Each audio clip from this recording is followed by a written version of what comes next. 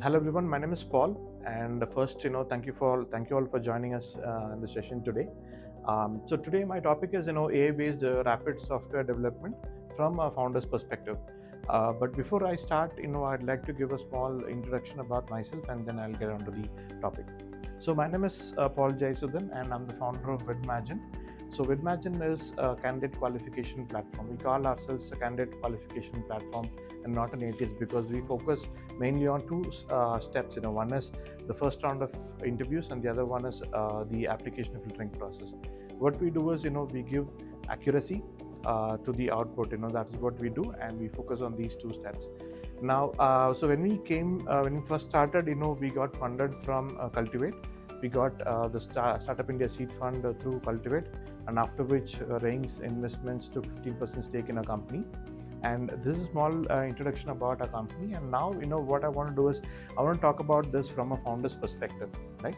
So how I designed this is, I want to start with artificial intelligence. So I'll give a small brief about artificial intelligence and then how it is impacted from a founder's perspective, right? So I'm going to talk about the three major stakeholders in a startup. One is the developer, second one is developers, second one is the competition, and the founders. So that is what I'm going to do today, creating machines that mimic human beings, right? So when you create machines that acts like a human being, that is what artificial intelligence is all about. So if you see all these things, reasoning, learning, perceiving, and deciding, all these are the characters or the traits of a human being, right? So we would be able to reason out things better, we'll be able to learn and update ourselves better, and we'll be able to perceive things, and then we'll be able to make quick decisions. So if you look at that, first is if you look at learning and development, that's machine learning. And then if you look at deep learning, that's what the machine perceives, right? And then if you look at deciding quick decision making, that's Gen AI. So when you combine all these things, that makes artificial intelligence, right? Gen AI, deep learning, and machine learning. So all these things makes the artificial intelligence. So what happens is, every time, how is it different? How is this artificial intelligence different? So every time a new technology comes into the picture, there is always a shift and always a trade-off for the people who are involved in that, right? So you take internet, you take virtualization, you take cloud, whatever it is, every time it is being introduced, there is always a shift. But here it is different. When it comes to artificial intelligence, it is very, very different because the impact is very, very high, and it is incomparable with all the previous things that I talked about, right? And especially it is incomparable because it is dealing with the core group of people that it deals with. It is mainly the developers, right? That is what we're going to talk about. So developers dilemma, see, right? Because these are the core people that are involved in this artificial intelligence, right? Now, so I want to actually talk about a little about this. The reason is because I don't want people to really be worried about artificial intelligence. That is why I have brought up this evolution of coding. See, what happened is when we all started, we all started with Notepad, right? And then we moved on to Visual Studio. What happened when we started with Notepad? We all have to remember the syntax completely, right? And we will have to take the logic also into consideration. But when Visual Studio came, you lost something. You lost the control a little bit because you had the functions and everything, so guiding you. So that way, in every incremental development, for example, Stack Overflow, you have a lot of inputs from different people, and then again you lost control of a little bit of your thinking process, thought process, right? And then when Copilot and Cursor came, totally everything went off, right? So if you look at that, so it did not go overnight. It has happened over a period of time, but we did not notice it, or we did not realize it, right? So that is what has happened. So what is the trade-off here is, so you lost the syntax and logic, but what you've got is speed, right? As a business owner, as a founder, what we actually want is speed, right? I'll give you an example. What happened in our company was, there were two different people, right? One guy was a computer science engineer, highly trained on full stack course, and the other one was not an engineer, computer science engineer. He did not have the background, and we had both these people working under us. Now what happened was, as you could easily understand, the guy who's got properly trained, he was very easy to work with. He understood things properly, and then he delivered properly. The other guy had some troubles, and he had to actually catch up with the other guy who's already trained, right? But what happened was, when he introduced AI, things changed overnight. The other guy was also delivering very equal to what the completely trained guy was delivering, right? So that is the kind of difference that AI brings to the table as a business owner. So imagine, right, for us to decide who's the better performer, we don't decide on the people who knows better. We decide on people who delivers better. So that is what we do. So initially, there was a dilemma, right? In a company, there was a dilemma for people whether to adapt or adopt AI, because when you adopt AI, what is going to use? I mean, what are they going to lose is the syntax, right? They're not going to remember everything. So, and if they don't remember anything, they lose control of things. So there was a dilemma whether to use AI or not. But what happened was, as I said, as a business owner, we're looking at the competition. Competition was shipping faster, much faster than everybody, because they're using AI, and we want our team also to use AI, right? So, and then the difference, we could see the difference, right? The reason why I'm telling you is because the other guy who got trained completely and regular training, when he started using AI, he was also able to deliver much better, right? So what we're trying to say here is you have to combine your artificial intelligence and your natural intelligence. Your natural intelligence along with artificial intelligence will give you a better output. So you need, as a developer, you need not worry about AI, whether AI is going to take your job or not. But if you use AI, it is going to complement you better, and then you will be able to perform better. So that is what we're looking at. But the other thing, the flip side to it is, see, when you have AI, you can do anything, right? For example, you look at Copilot and Cursor, you still need a basic understanding of coding and development. But you look at other tools, right? Like for Bubble, you don't need to know anything. You don't have to write a single line of code, but you will be able to come up with a system, right? So that kind of opened the gates for everyone. You don't need to be don't need to have a good logic. You don't need to have very good coding skills, but still you'll be able to develop. So anyone can build anything, right? That opened the gates for everyone. Earlier, when we started, we'll have to write codes for months. For example, for us to come up with a prototype, it will take a lot of months for us to come up with a prototype, because what happens, there will be a lot of changes, back and forth changes.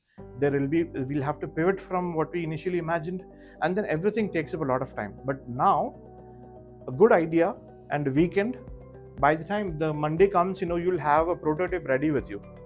So that is what is happening in the market now, and you could see it everywhere. We see it everywhere, and then people right, left and center are coming up with products with the help of AI, right? So I don't know whether to call it as a democratization of technology. I leave it to you to decide on that. But what it has done is, it has actually taken the control off from the engineers, basically.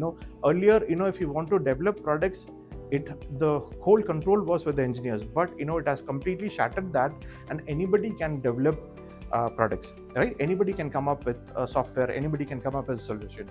But now, again, the flip side is, what happens is, when you have a lot of people coming up with these things, a competition goes up, right?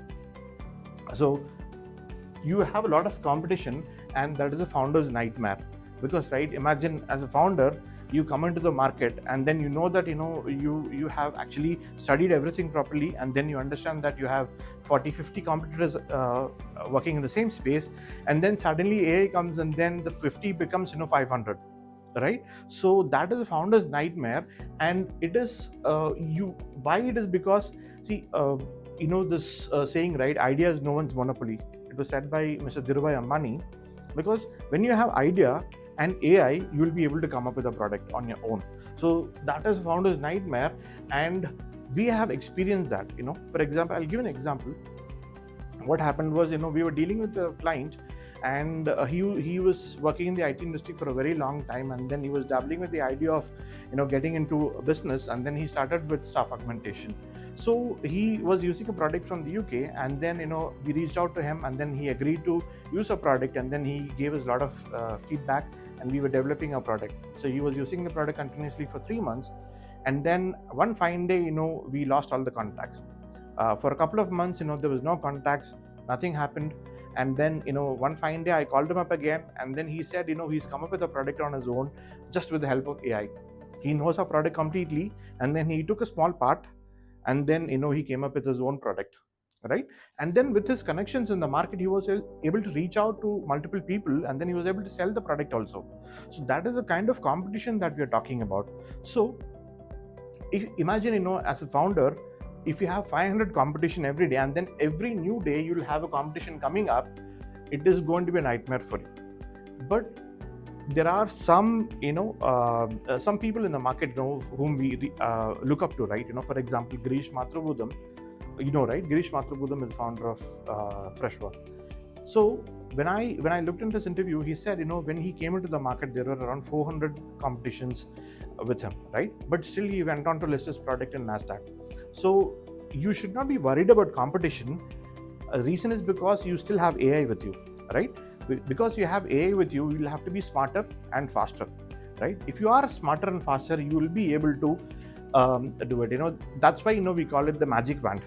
So you have this magic band, which is called AI, using which you'll be able to build smarter and faster than the competition, right?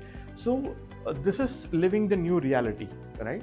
So earlier, we had to wait for 1 or 2 months for us to ship a new feature, but it happens in days. I'll give an example. What happened was, Cultivate gave us a very good contact. We reached out to the CEO of the company, and then they liked the product, and then they wanted to use a product, but they had asked some changes in the feature, or new additions in the feature, and they gave us 1 month time.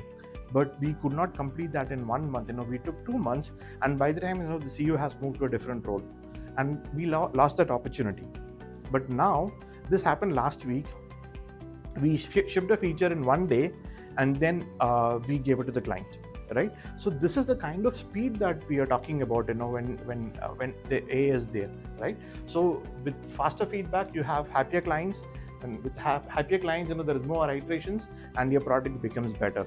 And when your product becomes better, you need not worry about the competition. You just have to focus on the market and build your products, and then grow big, right? So that is what we're looking at. And now, how do you continue? Because with all these threats around you, how do you continue? As a developer, what we suggest is stop fearing AI. You don't have to fear about AI, you just have to augment it, right? Use, as I said earlier, use your natural intelligence and artificial intelligence, and then you don't have to worry about, you don't have to worry about that your syntax is gone. You just have to amplify using AI, and then grow big. From a founder's perspective, your competition just got exploded, but do not worry about it. You can actually outmaneuver them by using AI. And when it comes to everybody, the general public, again, the old rules are dead.